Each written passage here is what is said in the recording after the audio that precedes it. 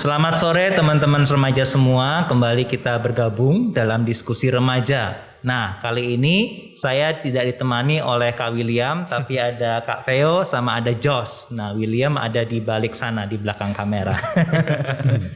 Nah, teman-teman, kali ini kita mau keluarin satu seri diskusi baru yang judulnya adalah Pilih Jurusan. Nah, itu kenapa saya minta Jos ikutan di sini. Saya Joshua, sekarang lagi kelas 12. Dari kelas 11 sampai kelas 12 itu biasanya waktu-waktu kita stres milih jurus kuliah sih kok. Gitu ya. Iya. Seperti apa sih yang di-stressin tuh kayak apa orang kalau pilih jurusan? Karena kan jurusan kuliah kan udah banyak banget kan. Betul. Ya. Terus juga nanti kita kuliah tuh harus 4 tahun menghabiskan waktu untuk belajar hal itu gitu. Jadi yang disetresin banget itu biasanya takut salah jurusan. Kayak aduh gue masuk sini, aduh kayaknya bukan gue banget nih di sini. Udah malah harus ngabisin 4 tahun kan di sini, harus ngejalanin tugas-tugasnya. Jadi kalau misalkan udah salah jurusan terus masuk ke itu, pasti ngelakuin segala hal tuh berat gitu. Kayak tugasnya pasti dilakuinnya nggak maksimal, ngapainnya nggak maksimal. Itu pertama yang takut itu. Kedua, sebagai remaja Kristen, asik. Kan itu kita pilih jurusan itu tuh sesuai nggak sih sama apa yang panggilan kita tuh apa gitu. Mungkin kalau misalkan kayak gitu juga bisa dibilang pengertiannya aku agak salah, karena aku percaya apapun yang aku ambil nanti waktu di jurusan kuliah tuh ya itu sesuai dengan apa yang Tuhan mau gitu. Jadi apa yang aku bisa lakuin aku lakuin gitu, sesuai dengan apa yang Tuhan mau dalam hidup aku gitu. Jadi kayaknya pengertian itu salah, tapi jujur aja stres mikirin itu. Gitu. Dan kamu untuk menggumulkan itu, sekarang kamu gumulin kira-kira pilihannya apa aja sih? Aku kebetulan karena bingung banget, jadi aku apply tiga kuliah sekarang. Pertama ada di Dordt, kedua Di Dordt itu di mana? Dordt itu di Iowa. Di US. Di US. Oke, jurusan? Kebetulan Koko ini juga di Dordt di Iowa. Oh, alumni Dordt. Mantan Ya, ya, alumni. mantan. Jurusan agriculture, Oke. rencananya agriculture sama criminal justice. Nah, Karena itu- criminal justice di sana keren banget lah kok, praktek-prakteknya. Terus kebanyakan juga aku dengar dari guru aku, kalau di US itu kuliahnya tuh lebih ke praktek daripada teori. Oh, oke. Itu yang kenapa aku interest buat sekolah di US gitu. Jadi criminal justice sama agriculture Iya. nggak nyambung. Gak Entah nyambung. gimana nyambung. Kelihatan bingungnya kok. Kelihatan banget bingungnya. Oke, lalu? Betul. Lalu yang kedua di Taiwan. Itu di Tamkang University, tepatnya di Taipei. Itu aku ngambil international business-nya. Beda lagi. Iya. Lalu yang terakhir di UPH, itu aku ngambil law, tapi Law. yang international class-nya. Oke, Gitu. jadi ada law, ada bisnis, criminal justice, agriculture. Agriculture, iya. Nggak sekalian musikus, dokter segala macam. Iya, aduh. Iya. Jadi teman-teman kelihatan ya, maksudnya kita jadi orang Kristen, kita gumulin mau tahu panggilan Tuhan dalam hal kuliah. Ternyata nggak segampang itu ya, karena Alkitab nggak ngomong Jos kamu harus kuliah ini gitu kan ya. Nah jadi teman-teman buat ngebantu ya semua yang lagi ngumpulin tentang pilih jurusan, kita waktu itu sudah pernah bikin episode tentang apa sih artinya menggumulkan kehendak Allah. Tapi kan itu pembahasan secara general gitu kan ya Jos. Jadi mungkin itu nolong kasih kita prinsip-prinsip secara general, tapi mungkin kurang nggak benar-benar kasih solusi gitu ya.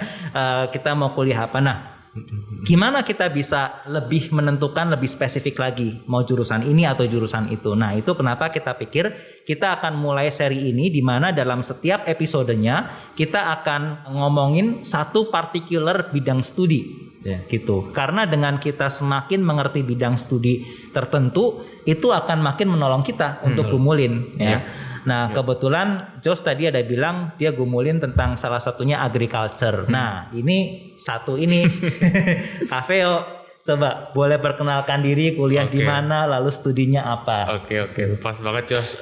Jadi perkenalkan semua, nama aku Immanuel Feodor, dipanggilnya Veo. Dulu kuliahnya di yang Jos juga lagi apply, Dordt College, atau sekarang namanya udah jadi Dordt University. Itu ada di Iowa, di salah satu state di Amerika gitu. Dan kebetulan memang ambilnya agriculture. Tapi ya tadi Jos bilang pilihannya banyak karena di bawah agriculture ada lagi nih yang kecil-kecil. Nah, aku ambilnya plant science specifically gitu. Jadi agriculture atau pertanian tapi fokusnya di plant science. Emang selain plant science ada apa lagi? Ada animal science, ada agriculture business, ada environmental agriculture, ada biotech gitu-gitu macam-macam sih. Biotech nggak di bawah agriculture sih, tapi ada yang lebih ke arah genetics gitu. Oh, oke. Mungkin ada yang bisa buat bikin poison biar nanti criminal justice. Itu tuh. Ada nyambungnya lah ya. Ada Maksa banget.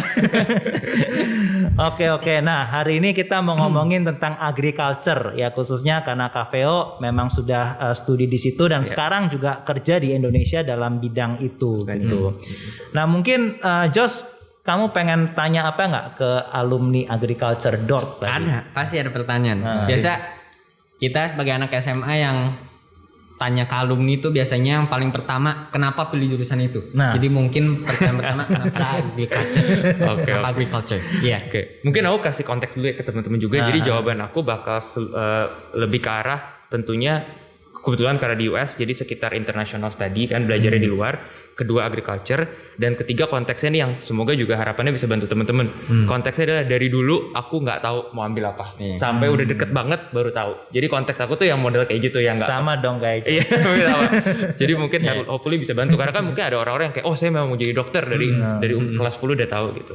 Kira-kira kayak gitu sih. Oke, jawabannya adalah sebenarnya singkat. Jawabannya itu waktu itu papa nanya, Veo, kamu mau kuliah apa nih? Udah kelas 11 ya kan, kelas 11, kelas 12 kan yang kita galau biasanya.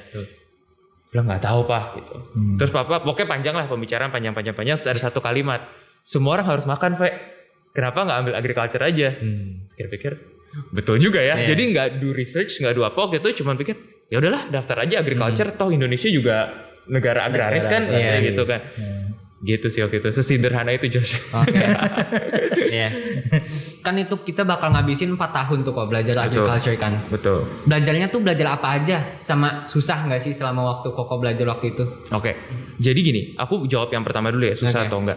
Jadi banyak nih, termasuk aku juga dulu setiap melihat jurusan tuh misalnya lihat nih, kan kalau jurusan tuh kita bisa lihat sampai belajar apa aja, kelas-kelas apa aja sebenarnya.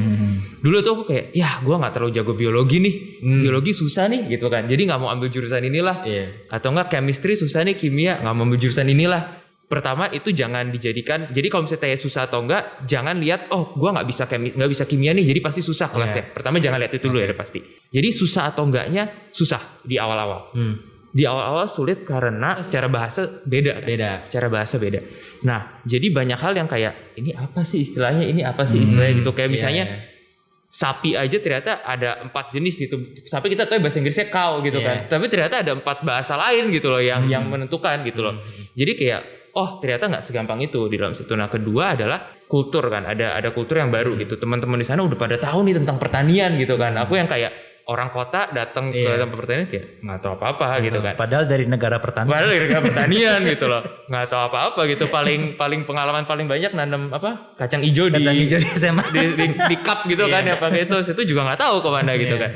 Nah jadi susah atau enggak susah di dalam konteks seperti itu. Tetapi ketika belajar, ketika ngelewatin bisa nggak? Bisa. Kenapa? Karena ini juga menarik loh. Jadi kita kan sekarang udah nggak ada UN ya? Nggak ada. Oke, dulu ada UN. UN tuh kita digenjot kimia, salah satunya soal biologi sama matematika sama kimia. Buat jurusan IPA. Kan waktu itu.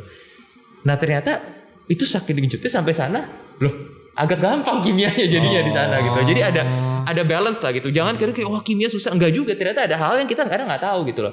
Nah itu kedua adalah kita juga waktu masuk nggak langsung, misalnya kita harus ambil kimia, nggak langsung ambil kimianya yang kayak level 3 gitu, bertahap. Ambilnya chemistry 101 misalnya gitu, berarti yang paling sederhana. Nanti 201 gitu. Kira-kira kayak gitu. Berarti memang tapi pertanian itu lebih dekat ke IPA ya? Iya, IPA ya. Betul. Suatu enggak. Kalau belajar apa aja tadi aku udah mention sedikit yang basic. Kayak chemistry, biologi, habis itu matematika itu basic. Terus yang lebih spesifik lagi nanti ada belajar basic tentang tanamannya. Yang kalau misalnya mungkin di biologi kita taunya kayak fotosintesisnya. Habis itu cara tanaman hidup itu gimana, dasarnya seperti apa. Lalu ambil juga animal science, belajar tentang animalnya, basicnya. Lalu relasi kedua itu gimana. Terus kalau misalnya terus pelan-pelan naik kepada kalau mereka sakit tuh seperti apa sih sakitnya. Jadi kayak ada dokter tanaman gitu loh kira-kira. Kalau sehat gini flow-nya, terus nanti Kedua ambil plant science itu belajar tentang kalau sakit tuh kelihatannya dari mana sih, atau kurang nutrisi seperti apa sih, gitu bisa lihat kayak gitu. Nanti itu cara menyembuhkannya gimana, kira-kira kayak gitu. Sorry kok. Iya, Itu boleh berarti tadi Koko belajarnya ke lapangan langsung gitu ya? Ada 2. Jadi kita ada jadi selalu kelas itu ada kelas, ada lab. Apalagi yang jurusan-jurusan tertentu khususnya kayak agriculture tuh selalu ada kelas. Jadi dalam 1 minggu itu kita 3 kelas, lalu 1 lab. For sure gitu. Jadi ada tentunya gitu. Nah itu kayak gitu. Situ nanti macam-macam lagi, bisa belajar tentang tanah, belajar tentang lingkungan. Abis itu belajar tentang gimana cara nanti ke arahnya makin detail itu ke genetika misalnya, kayak cara buat biji yang lebih baik gimana dan lain sebagainya.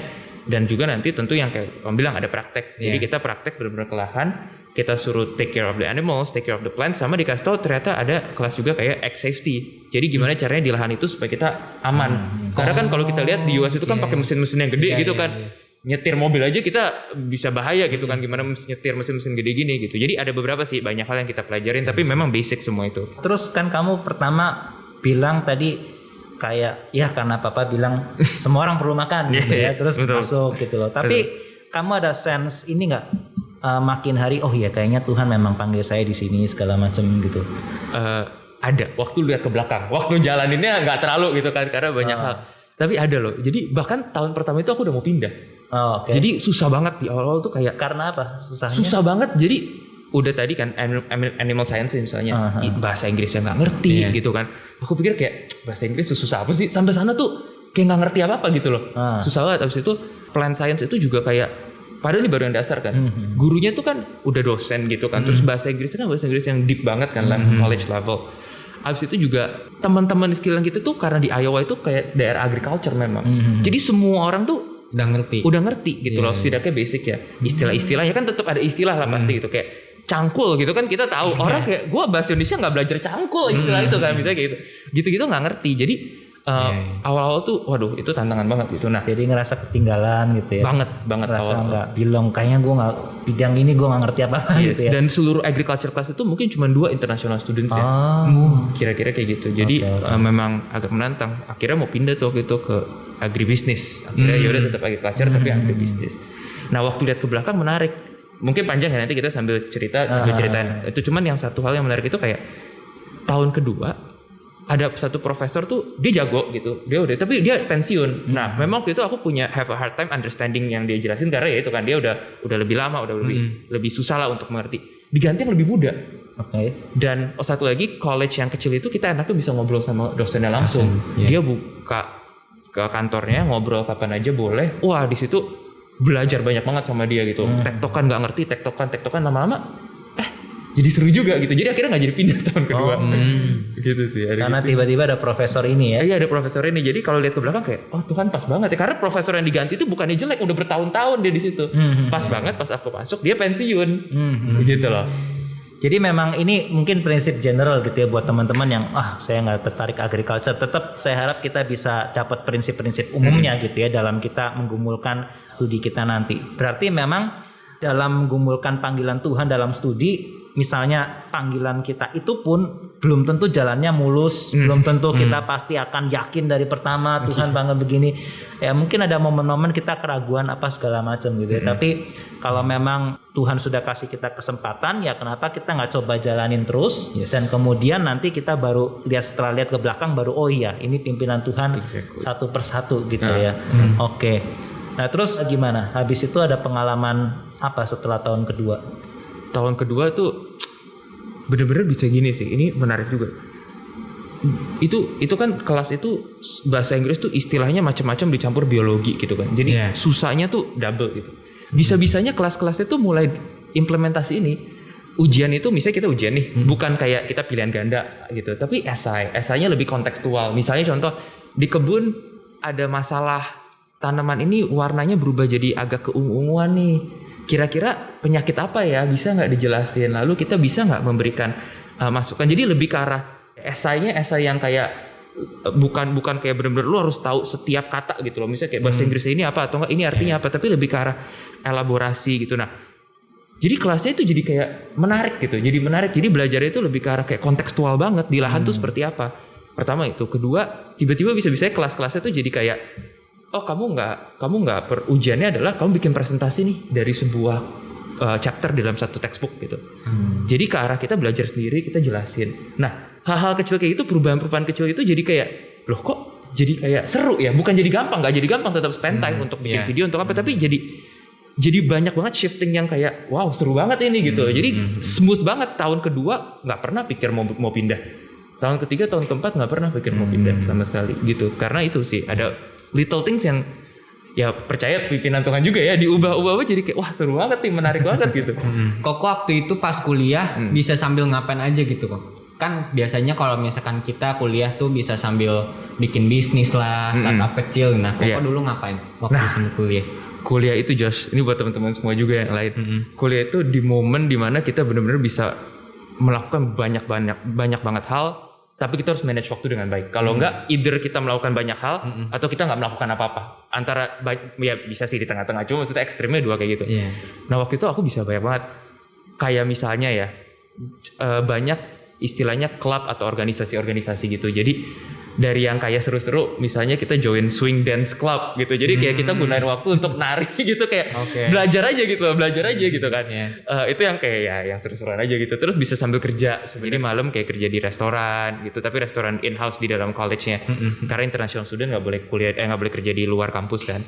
Sambil kerja malam gitu. Jadi belajar cara bikin pizza, belajar cara bikin burger lah. Abis itu bisa juga, nah ini juga salah satu yang seru banget kalau misalnya punya kesempatan keluar negeri. International students punya komunitasnya tuh besar banget gitu. Dari mana-mana, ada yang dari Afrika kan banyak banget, ada yang dari Kenya, South Africa, dari Filipina, Korea. Nah itu juga ada tuh International Students Club gitu. Jadi kita ngobrol, cobain. Kadang kan mereka ada yang bawa, kalau kita bawa super mie gitu kan. Jadi kayak ini cobain nih, Indonesia punya enak loh, misalnya gitu kan. Mereka bawa apalah, Korea bawa makan Korea, Afrika gitu, kita macam-macam. Nah itu juga ada gitu. Jadi develop culture itu juga kita lebih terbuka lah wawasannya gitu-gitu. Ya, jadi memang menambah pengalaman itu banget. Kesempatan explore banyak hal gitu, tapi jangan hal-hal yang salah. Jadi kalau aku lihat tuh kayak kita kayak sponge atau kayak kain kering gitu loh, masuk ke air kita bisa serap sebanyak mungkin gitu. Iya. Terus kok kan biasanya abis kuliah itu kita kan pasti kuliah itu mempersiapkan kita ke dunia profesional kan pastinya. Pertanyaannya itu dari dunia agriculture yang Koko pernah pelajarin itu, di dunia profesional Koko bisa ngapain gitu? Maksudnya bisa kerja apa lah singkatnya? Aplikasi studinya itu ya seperti apa? Aplikasi studi. Kalau dari agriculture bisa kerja apa? Kira-kira kayak gitu. Oke. Banyak sih sebenarnya. Jadi agriculture itu tergantung di negaranya mana sih memang untuk cari kerjaan. Tapi kalau misalnya di US gitu ya, at least kita ambil agriculture tuh jurusannya bisa jadi dokter hewan juga bisa. Karena itu di bawah agriculture. Tadi kan aku ambil plant science, ada animal science. Itu bisa jadi dokter hewan. Abis itu bisa jadi researcher. Orang yang melakukan research gitu kan, R&D, research and development. Buat apa? Macam-macam, bisa buat pengembangan bibit gitu, pokoknya genetics lah mainnya gitu, yang nggak kelihatan oleh kasat mata, kira-kira kayak gitu. Jadi research kayak gitu.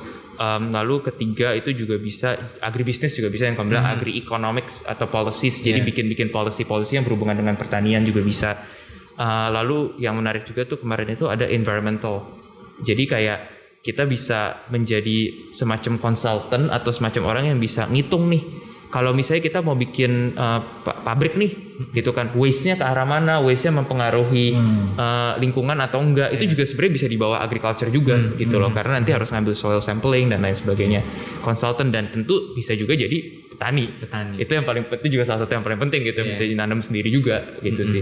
Apalagi kalau di Indonesia chance untuk kita menjadi petani itu lebih besar, karena kalau di US tuh lahan udah mahal banget, tanah itu udah, kita nggak mungkin lah lulus gue mau beli tanah terus nanam gitu, itu agak chance-nya agak kecil gitu. Tapi kalau misalnya di Indonesia jauh lebih ada kemungkinan tuh kayak gitu. Gitu sih. Nah mungkin kalau ini ya saya tanya, kalau saya percaya setiap bidang studi yang baik itu pasti kan ada kaitannya sama pekerjaan tangan Tuhan juga, kemuliaan Tuhan dan seterusnya, hal-hal yang membuat kita amazed gitu, lalu reflect kembali kepada Sang Pencipta semuanya ini. Nah, kamu pernah nggak ngalamin momen-momen gitu waktu belajar agriculture, dan seperti apa? Gimana sih agriculture itu beautifulnya, agungnya itu di mana gitu? Ini mungkin kalau kamu mau misalnya persuade nih si Josh kan lagi consider agriculture supaya si Josh akhirnya masuk agriculture, lu bakal ngomong gimana? Meyakinkan Josh gitu ya. kerennya itu di mana gitu? Wah, itu setiap hari sih kok pertanyaan. Bukan ya, maksudnya sering banget terjadi waktu belajar kayak, hah, kayak gitu. Itu tuh sering banget kayak parah gitu. Coba gue berusaha share dikit ya, Jo, saya yang kepikiran ya saat ini. Misalnya gini nih, misalnya yang seru ya, yang sederhana. Gini, di dalam pertanian nih, kita akan belajar tanah. Tanah kita pikir ya udahlah tanah gitu kan ya.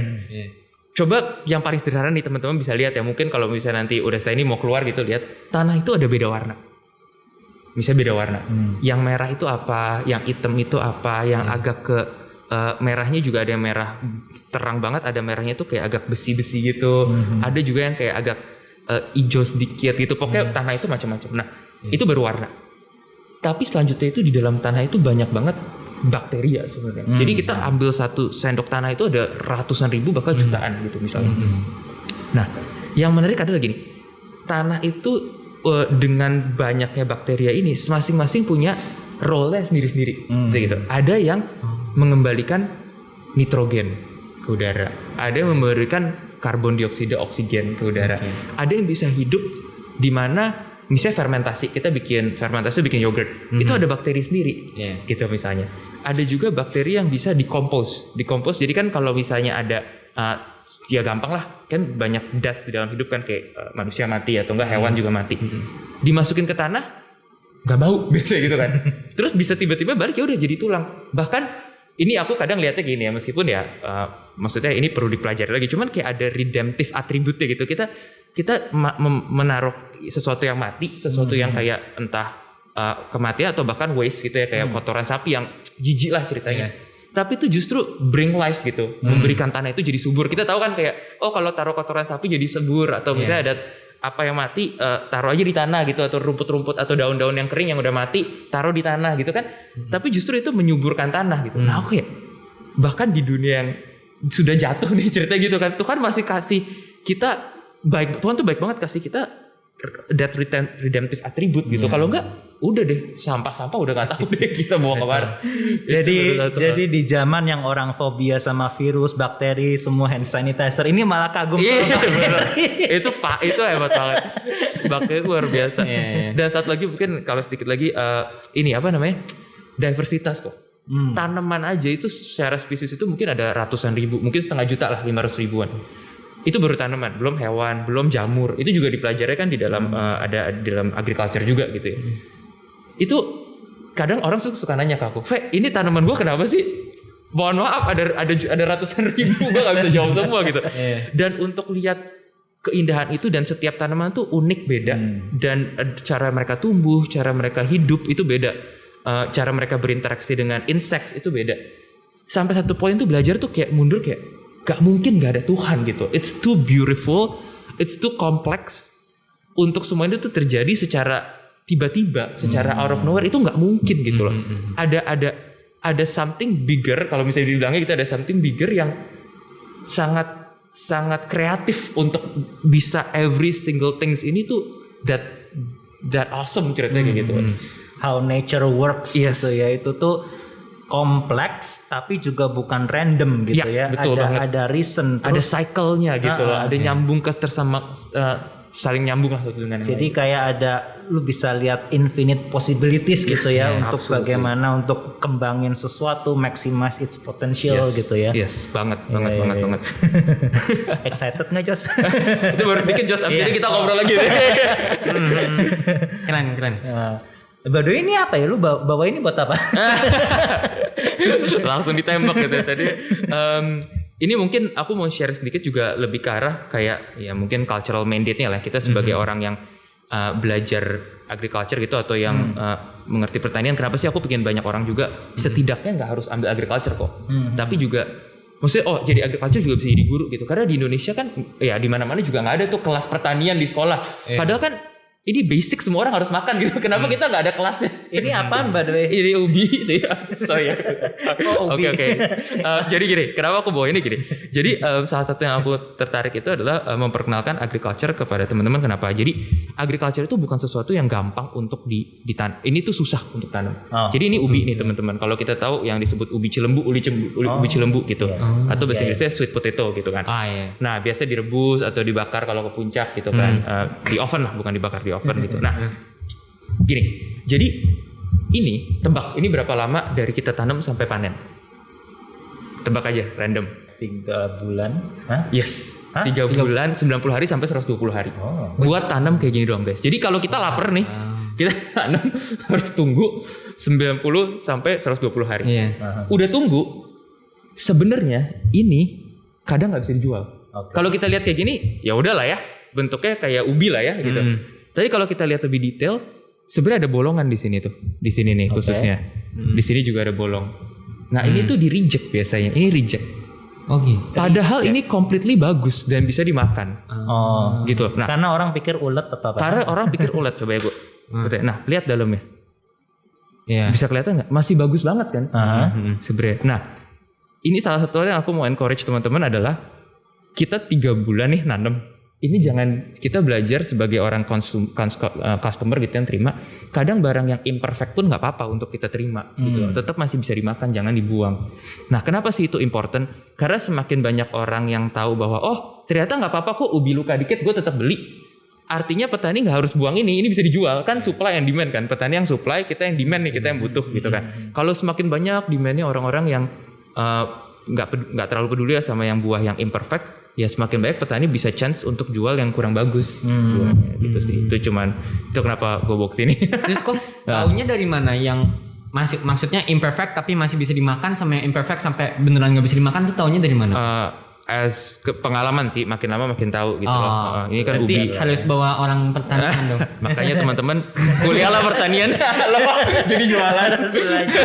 Belajar pertanian gitu sih. Nah ini menarik ya, cultural mandate. Jadi ada nggak, kan gini, tadi kan kita ngomongin the beauty of agriculture itu kan. Tapi setiap bidang yang baik itu ya kayak kamu bilang sudah ada dalam dunia berdosa gitu. Jadi hampir tidak ada, mungkin nggak ada ya satupun bidang yang bebas dari dosa gitu. Yang mana kita orang Kristen itu dipanggil untuk fight back gitu. Nah, kira-kira hal-hal buruk apa sih yang terjadi dalam dunia agriculture yang kita orang Kristen itu perlu redeem? Misalnya apa gitu? Pertempurannya di mana? Ada beberapa hal yang memang, yang salah satu yang cukup mungkin juga related sama kita zaman ini adalah untuk kita bisa produksi sesuatu yang efisien, salah satunya itu kita harus taruh chemicals di dalamnya, misalnya kayak gitu, atau taruh pupuk yang berlebihan atau chemical based fertilizers gitu, jadi pupuk yang berdasarkan kimia. Nah, ada pertempuran lah ceritanya di mana kayak ketika kita menggunakan obat-obatan ini sebenarnya secara tidak langsung merusak lingkungan juga. Contoh tadi di dalam tanah ada bakteri begitu banyak yang ada roles-nya masing-masing. Nah, saat kita misalnya kasih obat untuk membunuh serangga misalnya gitu, atau nggak membunuh fungi deh, jamur misalnya gitu, itu secara tidak langsung kita juga meracuni lingkungannya, misalnya seperti itu. Nah, gimana caranya cari balance ya nih? Balance di antara orang itu, kenapa sih orang mau efisien, mau banyak banget? Betul, efisiensi penting, tapi sosialnya ada greed juga kan. Ada greed di mana kayak gue mau makan, kita mau banyak, sebanyak-banyak intake, sebanyak-banyaknya makan. Atau enggak misalnya contoh daging nih, kenapa sih ada orang yang vegetarian gitu nggak makan daging? Salah satunya memang ada environmental factor. Kenapa? Sapi itu produce gas metana, kotorannya itu bisa produce gas metana yang menyebabkan juga global warming, misalnya kayak gitu. Nah, jadi sebenarnya kita harusnya kurangin nih jumlah orang makan sapi nggak apa-apa, tapi dikurangin misalnya porsi, misalnya contoh seperti itu. Kenapa kita harus kurangin? Karena sehingga tidak terlalu banyak, kita nggak perlu demand sapi itu nggak terlalu banyak misalnya gitu kan. Jadi bisa dikurangin suplainya. Nah, jadi ada selalu pertempuran di mana kita merawat alam, konklusinya adalah merawat alam, tapi juga bisa memproduksi yang cukup buat manusia. Nah, itu banyak fightnya di situ sih salah satunya. Aku sekalian mau tanya nih, bagian Alkitab gitu ya, di kitab Taurat. Nah, itu kan ada peraturan ya, orang Israel setiap, ya kalau itu kan Sabat, itu kan setiap 7 hari ada 1 hari istirahat. Tapi ada aturan di mana setiap 7 tahun, maka 7 tahun itu istirahat, ada apa yang hutang orang itu orang yang saudaramu berhutang dihapuskan segala macam. Tapi juga tanah pun pada tahun ke-7 itu harus sabat, diistirahatkan.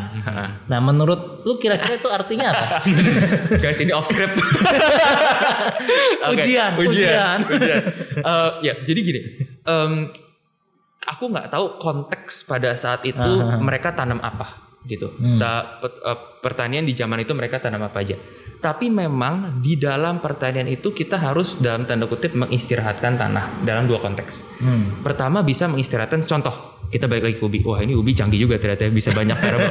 Ubi ini ada bolong ini. Ada namanya sweet potato weevils. Itu sejenis kayak insek lah yang masuk ke dalam, dia ngebor. Makanya jadi bolong kayak gini. Dan kadang mereka memang sampai dalam. Jadi banyak orang nggak mau dan busuk. Caranya mengurangi gimana? Salah satunya mengistirahatkan tanah itu dari tanam ubi. Jadi kalau kita tanam ubi, terus setelah panen tanam ubi lagi makin banyak. Karena nama insek ini spesifik, sweet potato weevil. Memang dia nyerang ubi. Jadi diistirahatkan dari ubi, kita tanam yang lain. Misalnya tanam tomat. Gitu kan, atau tanam misalnya cabai gitu, baru balik lagi ke sweet potato. Nah itu ada kita istilahnya rotasi di dalam itu. Jadi mengistirahatkan dari satu tanaman ini. Nah kedua memang juga ada jadi di dalam pertanian itu ketika kita tanam itu untuk si tanaman itu menghasilkan ubi misalnya seperti ini, berarti ada nutrisi yang disedot ke dalam. Artinya adalah tanah itu berkurang nutrisinya. Nah jadi salah satu yang kita harus lakukan adalah mengembalikan nutrisi itu ke tanah. Nah diistirahatkannya apakah harus per 7 tahun, saya nggak tahu, belum pernah riset sejauh itu. Tapi kita perlu istirahatkan, misalnya kita taruh kompos dulu atau taruh kotoran sapi dulu untuk dia pelan-pelan degrade. Habis itu pelan-pelan mengembalikan nutrisi tersebut. Gitu sih kira-kira. Ya memang kalau beberapa penafsir itu bilang itu ya. Jadi salah satunya mengistirahatkan tanah ya kayak itu juga latihan habits gitu ya, bagaimana kita tuh jadi manusia tuh jangan serakah, jangan terus maunya produktif mengambil hasil dari tanah semaksimal mungkin, tapi ada waktu kita mesti let it go, mesti giving back kepada tanah itu, sembari kita ingat bahwa ini nih tanahnya Tuhan gitu. Ini titipan Tuhan yang kita tuh dipanggil untuk merawat, untuk memaksimalkan potensi, tapi bukan kemudian mengeruk keuntungan sebanyak-banyaknya. Nah, tapi pada zaman itu sekalipun gitu ya, orang Israel akhirnya ya biasa lah kayak manusia itu suka cari loophole. Jadi pada tahun ke-7 mereka jual, tanda kutip jual tanah itu kepada orang bukan Yahudi untuk digarap sama mereka, dan mereka itu jadi semacam pekerja di lahan itu. Jadi tetap dapat penghasilan, tanahnya tetap digarap tapi bukan sama orang Yahudi gitu. Tahun berikutnya balik lagi jadi punya mereka. Nah ini orang manusia keserakahan itu ya dari dulu seperti itu. Jadi memang mungkin zaman modern rada kayak gitu kali ya. Kita kayaknya mau serakah sehingga to the point dimana mungkin kita orang kota nggak lagi ngelihat kompleks prosesnya, kemudian kenapa tanah itu ya perlu diteker, nggak bisa dimaksimalkan gitu ya, dimana ayam itu jangan disuntikin hormon terus gitu. Mungkin ya gitu. Wah itu perdebatannya selalu itu terus tuh dua itu. Jadi budaya konsumerisme itu ya, sampai-sampai anak kota nggak tahu nih kayak ini namanya ubi, mereka taunya potato chips, ubi chips gitu. Agriculture itu sesuatu yang paling basic. Maksudnya gini deh, kalau misalnya aku bilang ke Jos, lu bingung nih mau pilih jurusan apa? Gue kasih tau lu jurusan yang ketika lu punya barangnya, semua orang pasti beli setiap hari. Jutaan orang beli setiap hari. Wah, jualan apa lu kok gitu kan? Ya ini, gitu. Agriculture itu sesuatu yang setiap orang pasti butuh setiap saat, nggak mungkin enggak. Tapi kenapa pekerjaan yang menghasilkan sesuatu yang paling fundamental justru salah satu pekerjaan yang paling nggak populer? Di Indonesia malah. Kan konyol kan sebenarnya dalam secara itunya kan. Kalau gue nggak kasih agriculture tadi kayak gue mau dong ambil jurusan itu gitu kan. Waktu gue bilang agriculture orang kayak pertanian ya. Dulu aku juga bilang gitu. Fe, lu ambil pertanian? Iya. Di US? Iya. Lu mau ngapain gitu loh ceritanya kayak ada gitu. Kirain mau nyangkul. Orang tuh pikirnya lu mau jadi petani. Iya emang kenapa kau jadi petani? Nah stigma itu salah. Dan kenapa salah? Maksudnya kenapa problematik? Pertama problematik adalah kalau semua orang lama-lama berkurang, orang yang mau ngambil agriculture, lama-lama nggak ada petani atau nggak ada inovasi, orang nggak mau buat apa? Nah makin lama kita makin terbelakang, makin nggak efisien, nggak bisa produksi. Kira-kira Tapi gitu. kenapa orang pada nggak mau sama pertanian kira-kira? Karena memang nggak secara sistem itu nggak gampang. Kayak misalnya kita mau produksi nih, mau jual, saya harus tunggu 3 bulan dulu. Dan 3 bulan itu kita ngomongin taruh di lahan. Ceritanya gini, kita punya modal nih, kita punya uang. Kita mau investasiin di tanah yang ada hujan, bisa ada banjir, bisa ada apa. Banyak resiko gagal. Iya, penyakit segala macam. Jadi kayak taruh 100 juta di tempat yang kita nggak bisa kontrol. Iya. Gitu kan. Udah gitu waktu produksi harganya gini. Misalnya cabai nih, bisa harga 10.000 per kilo, bisa tiba-tiba 70.000. Iya. Terlalu jauh kan spreadnya, gitu kira-kira. Jadi banyak orang yang nggak tertarik. Nah, tadi lanjutin sedikit, kenapa udah bermasalah seperti itu, orang makin lama makin detach sama agriculture. Orang di kota atau orang ya banyak di kota, semua orang maunya ke kota misalnya gitu kan. Makin kita makin jauh dari pertanian, makin nggak tahu. Ya dari dulu kan yang tadi aku bilang, kita nanemnya pengalaman kita paling banyak nanem kacang hijau, misalnya kayak gitu kan. Iya. Jadi hal-hal seperti itu sih yang menurut aku kita perlu slowly ubah sih di dalam ini culture kita gitu. Ya jadi keingat ilustrasi. Makanya Alkitab tuh kebanyakan ilustrasi. Iya banyak banget. Banyak banget. Karena budayanya memang budaya pertanian, tapi juga ya pasti ada something special gitu. Pekerjaan pertama Adam dan Hawa aku rasa gardener kan. Iya, gardener. Karena kan ditaruh di taman gitu ya. Iya. Ya kayak ini apa yang Yakobus bilang gitu kan ya, tentang sabar gitu loh, seperti petani menantikan hujan gitu ya, sebelum dia bisa menanam, sebelum dia panen dia juga menantikan hujan. Memang itu buat budaya modern itu sangat nggak suka, karena mereka harus bersandar pada sesuatu yang di luar kontrol mereka, yaitu Tuhan gitu. Nah, itu manusia modern nggak suka gitu, dan pertanian itu sebetulnya membawa kita balik kepada mindset seperti itu ya, kita bergantung gitu. Despite pasti kemajuan ilmu segala macam yang sangat membantu pertanian gitu. Tetap mau kemajuan seperti apapun kok tetap takes time Dan ada unsur faktor bergantung sama alam gitu ya. Kilas balik. Waktu Koko kuliah di Dort. Ya. Kan berarti kan Koko itu keluarlah dari zona nyaman Koko di Indo gitu lah ya. Terus juga komunitas gerejanya Koko jadi beda di sana. Nah itu Koko gimana nanganinnya? Oh iya, kesepian nggak? Iya. Nangis nggak? Nangis. Enggak. Boleh Yang dikat nangis dulu Kowel, gue mau curhat deh. Yang nangis mamanya. Komunitas gereja. Jadi sebenarnya tergantung ya, nggak bisa generalisasi. Kebetulan Dort itu memang daerahnya daerah Kristen gitu. Jadi banyak gereja yang kita bisa, bahkan kayak 3 bulan pertama lompat-lompat gitu kan, kayak ke gereja mana sih seperti itu. Mungkin aku kasih satu positif, satu negatif ya. Di dalam khususnya di dalam komunitas ya, dalam komunitas Kristen. Dort itu kebetulan juga karena universitas Kristen. Jadi banyak orang-orang Kristen yang memang. Nah, satu hal yang bener-bener yang positif ya, yang aku rasakan itu adalah diversity gitu sih. Jadi kayak ketika masuk itu tadi aku bilang ada orang dari berbagai negara, berbagai background, berbagai culture, dan berbagai teologi, cerita kayak gitu kan ya. Dan di situ kita get together untuk kita sharing, untuk kita yang satu hal yang aku paling kangen untuk kembali ke sana itu adalah komunitasnya. Jadi benar-benar semua orang tuh based on love. Jadi kayak bukannya kita enggak sih, tapi kayak karena culture itu sangat diversifikasinya tinggi. Kita bisa merasakan the beauty of community gitu di dalam situ. Di saat karena kita semua kan lepas dari keluarga kita kan ceritanya. Jadi kita bergantung satu dengan yang lain gitu. Nah itu berasa banget. Kalau bisa dibilang Bhinneka Tunggal Ikanya berasa gitu, unity in diversity berasa, tapi di dalam union with di dalam badan satu tubuh Kristus gitu. Karena kita saling mendukung, saling membantu, saling karena nggak gampang sih memang di dalam di tempat yang berbeda gitu.